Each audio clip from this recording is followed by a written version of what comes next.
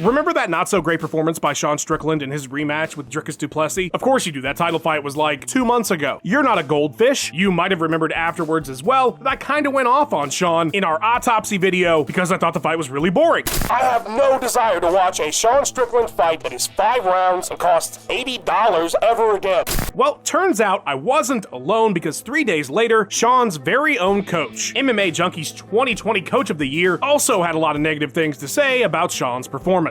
It just was a very underwhelming performance and an opportunity to fight for a title. I think he needs to evaluate what he wants to do in the sport. If it's just to make money, great, let us know. You know, I want to coach world champions. Pretty brutal stuff, and in response, Strickland had absolutely nothing to say. I'm just kidding, that's literally never happened. Sean said he'd probably not have Nicksick in his corner in future fights. Apparently camp was a very tough one, but Strickland said that it wasn't the reason he performed that way, and it wasn't an excuse, even though he mentioned it when explaining why he had the performance he had. Now, I'm definitely not saying Eric Nicksick breaks teams up. I'm not saying that, but I am saying that Aljamain Sterling chose him over Matt Serra to corner him for the first Petr Yan fight, and that did lead to a rift, albeit a minor one, which would lead to Serra retiring from cornering fighters. Again, not blaming Eric, just saying he's the Grim Reaper for teams. I'm completely kidding. But this is a fantastic topic, and it's why Nicksick Strickland was the 10th entry in our list today. About 10 times fighters and their coaches turned on each other. I'm Tommy from MMA On Point. Let's hop right into number 9. Ian Mach leaves KF. There are very few words that a coach can call you that is worse than uncoachable, and that is the exact label that Ian Machado Garry got in writing via his former team KF Martial Arts back in 2021. So this is pre-UFC. This is the lead up to his Cage Warriors welterweight championship, the fight right before he made the jump. So rumors were swirling about the split on fight week, and 2 days before the title bout, Garry took to his Instagram to confirm that yes, he had indeed left Team KF, claiming founders Chris Fields and Tom King chose to abruptly step down and no longer support him. Team KF decided to remain silent about the ordeal until Garry won the title and then released their own statement, which went in hard on Ian, basically saying he wasn't loyal, honorable, or respectful, that he thought he was bigger than the team, and that is where the uncoachable label came down. They also said they warned Garry several times after hiring a new manager, and that was the catalyst for this whole situation. Now, I don't want to open this giant-ass can of worms, but the manager they're referring to is Garry's wife, and that whole thing is a topic that is way overloaded online, and we don't need to go any further for this entry anyway. The point is, they had a huge falling out, they dumped Garry right before the title fight, and everybody's doing just fine now on their own. At the end of the day, if something they ask me to do costs me something I have to do, I'm always going to choose what I have to do because it's my life. Number 8, Krause coaching controversy. And it is not the one that you're thinking about. Nope, this is about his split with Megan Anderson. So following her loss to Amanda Nunes, which would end up being the final fight of her career, Megan took to Twitter and some now deleted posts to go off on James Krause. She claimed she was getting 30 minutes of pad work a week from him, that she wasn't getting any kind of coaching, any kind of strategy for the fight coming up, that Brandon Moreno was getting daily sessions, but that Krause couldn't be bothered with Anderson. But that wasn't the end of things, oh no. And mind you, this is one comment that she made during all this, but she got really personal when she started talking about Krause and claiming that he had been with Laura Sanko. Again, nobody else has ever confirmed that, but it is part of their split, so I feel like I had to mention it, as gross as it made me feel to even talk about something like that. Anyway, Krause was in no position to respond, as all this went down a week after his giant gambling debacle. Krause disciple Jeff Molina did jump in though, and he hit Megan with the notes screenshot and accused all kinds of stuff. Bad teammate, she hardly trained at all for Nunes, she was drinking all the time. God, this whole thing was ugly as shit. But yeah, safe to say, Anderson and Krause will not be teaming up for any fights or probably saying a nice word to each other ever again. Number 7, Ngannou 270 drama. You know, we talk so much about the situation between Ngannou and the UFC leading up to UFC 270 that you almost forget about all the former gym drama. So when Francis arrived in Paris, he would end up joining the MMA Factory and be trained in the ways of mixed martial arts by head coach Fernando Lopez. After the Predator's failure to beat Stipe Miocic the first time and the absolutely awful Derek Lewis fight, the two parties would part ways, and it was anything but amicable. You have the ego problem. You become your own coach. You become your own manager. I cannot say anything to you. This is not a good guy. Like, if I start to give some details, people will just go crazy, like crazy. Lopez called Ngannou ungrateful, claimed that he refused to pay his annual gym membership fee, citing his stardom as a reason not to have to pay it because he was bringing eyes to the gym. And Fernand felt that Francis hadn't really properly acknowledged his contributions to his development as a fighter. Ngannou was having none of it and said it was just plain jealousy. Of course, all of this would be brought to the surface again on Fight Week when Francis took on his former teammate and Lopez-trained fighter Cyril Gane. Now, like I said, the story got squashed just a bit with the UFC contract drama, and yeah, yet another team that Eric Nicksick absolutely destroyed, you monster. But it is funny that he keeps popping up in these stories. Number 6, Krause versus AKA. Oh yeah, we're going old school gym drama. So right after defeating Mike Pierce at UFC 143, Josh Koscheck announced very clearly that he was both leaving AKA and that it was because Javier Mendez. It's nothing with anybody over there. There's only one person, and we all know that person is Javier. Javier Mendez is lazy. He's never been successful at anything he's done.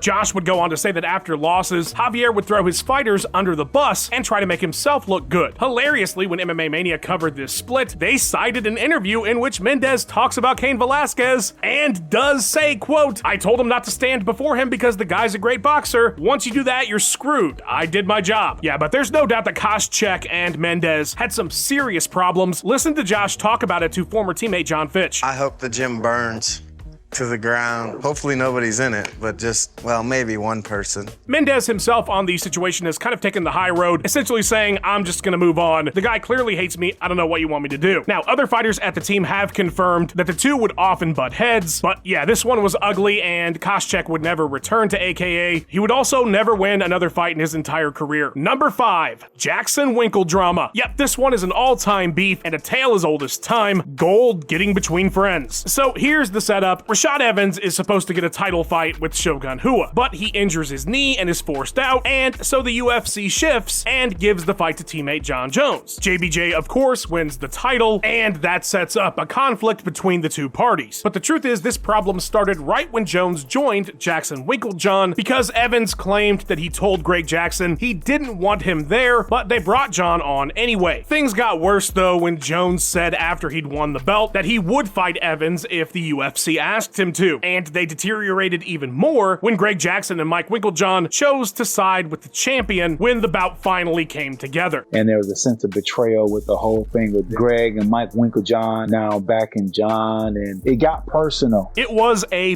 bitter situation and incredibly uncomfortable in the lead up to the fight all the way through to the aftermath. Done with Jackson's. You're done? How come? I'm done. You feel as though they betrayed you? I'm done.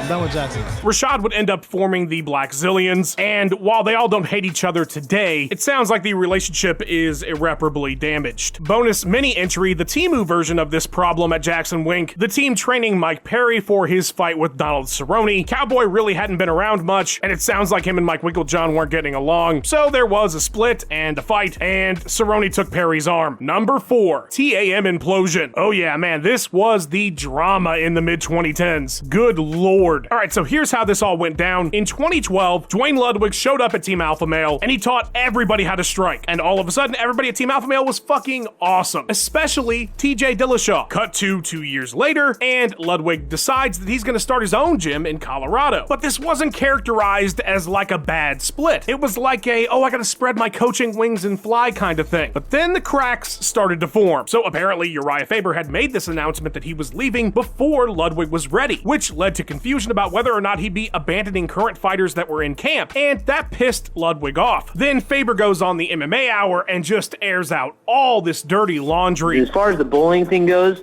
I mean, it was pretty bad, man. First off, Dwayne refused to work with any females. He said, I don't believe in it. And I'm like, okay. 2 of the African-American guys on our team that had approached me and said, you know, this is getting real uncomfortable. You're on the verge of getting kicked out as a coach. You can't be bullying people because you want things. Just mooching money like I mean, like a leech, man. It's unbelievable. I mean, the dude just went in. Of course, the biggest point of contention would end up being when TJ Dillashaw left Team Alpha Male and joined Ludwig in Colorado. That led to a season of Tough. It led to the snake in the grass thing. It led to 2 fights with Cody, a big-ass, giant fucking mess, and all of it started when Dwayne decided to leave for Colorado. Number 3, Hostage Sanchez. This is the only coach-fighter falling out that required a $100,000 payment to take place. So Diego Sanchez was in a real bad way, just in life in general at the moment, and a week before the fight with Mickey Gall, somehow got hooked up with Joshua Fabia. While Sanchez would win that fight, the next year of his career in the UFC would be an absolute clusterfuck, and it was in large part because of Fabia and the madness that he wrought. This guy was some kind of guru grifter wannabe and seemingly took over Diego Sanchez's entire life, culminating in Diego getting kicked out of the UFC after a bizarre phone call that Fabia had with the brass, implying that there might be some sort of lawsuit against the UFC. How bad did things get between Fabia and Sanchez? Listen to Diego here in his episode about this whole thing for Dark Side of the Cage. For me, it was like either this guy was gonna kill me or I was gonna have to kill him. So how would it all end? With Fabia recording a video of Sanchez signing away $100,000 to him, of course. Joshua claimed that Diego had been robbing him this whole time, and so the money was some kind of payment. Absolute fucking nonsense. But hey, it got Diego out of that situation, so $100,000 well spent. It was the easiest thing to do because I would have done anything to get out of that situation. Number 2, the Shamrock family shatters. All right, so Ken Shamrock formed and was the head coach of the legendary Lions Den, but he ran the place like an absolute lunatic. And it was his philosophy that essentially destroying every single one of your fighters is the only way to get them prepared for fights. Now, where this leads to conflict is that Ken would do a stint in the WWF, and as a result, he would be away from the gym. So Ken asked his brother Frank, the man he had trained to be a mixed martial artist, if he would oversee the gym in his absence. Frank had a slightly different philosophy than his brother about training. He was a bit more cerebral, and that created a bit of tension because Ken felt like it should be balls to the wall 24/7. Things really blew up when Ken saw a fight that Vernon White had in which he sucked ass. Ken blamed his brother Frank for not properly preparing the fighter, and they had a big blow up that would end with Ken chucking a computer monitor at his brother's head. Frank would storm out of the gym, and when their adopted father told Frank that he needed to make right with his brother, that was that. Frank would leave the gym and never speak to his adopted father ever again. He wouldn't even attend his funeral. Frank would go on to the UFC and become one of the greatest champions of that early era. The two would somewhat patch things up years later. But yeah, this was about as ugly as it gets. Not only did the team split, but this literally broke a family up. Now, I know what you're thinking, Tommy, how in the world could anything top that? Well, dear viewer, let me present you with number 1, Silva's got a gun. Yeah, so considering this is the only entry that includes someone pulling a shotgun, I think that qualifies for the top spot. So this story comes to us from Anderson Silva's very own Portuguese-written autobiography. As it goes, Anderson was early in his career and was giving jiu-jitsu lessons on the side to make a little bit of cash. Shoot-a-box head coach Rafael Cordeiro, not a fan of this little side gig, and so he called Anderson out in front of the team, and things got so heated that he slapped him in the face. Now, admittedly, a jerk move on Rafael's part. He didn't have to slap the dude in the face, especially not in front of other people, but Anderson's response really escalated things to a new level. According to Silva, he got a couple guys. I don't know what that means. I don't know where you find guys, but he got a couple guys, got some shotguns, and was waiting outside a place to ambush Cordeiro. What were they gonna do with those shotguns? Your guess is as good as mine, but I know one thing you can do with a shotgun, and it's not very good. As it would turn out, though, while lying in wait, Anderson realized, oh, wait a second, this is crazy as shit, and he called the whole ambush off. The two have since reconciled, which is absolutely insane when you think of some of the other stuff I've talked about today. Like, oh, you trained my friend, I don't like that, we're never gonna talk again. This dude was gonna kill somebody with a shotgun. Any conflict can be worked out clearly. That's the lesson of this entry. And the other lesson is to thank Max Randall for this fucking incredible edit. The guy absolutely kills it. Follow him on his socials and go check out his awesome YouTube channel. A huge thank you to our channel members. Your support means the world to us. Fight fans, if you want to join, hit the join button. Imagine that. There's one price and exclusive content. Highly recommended. Like and subscribe, or Anderson Silva will wait outside for you with a shotgun. Leave a comment about which of these splits is the most ridiculous. And thank you so much for watching. Have a great day, guys.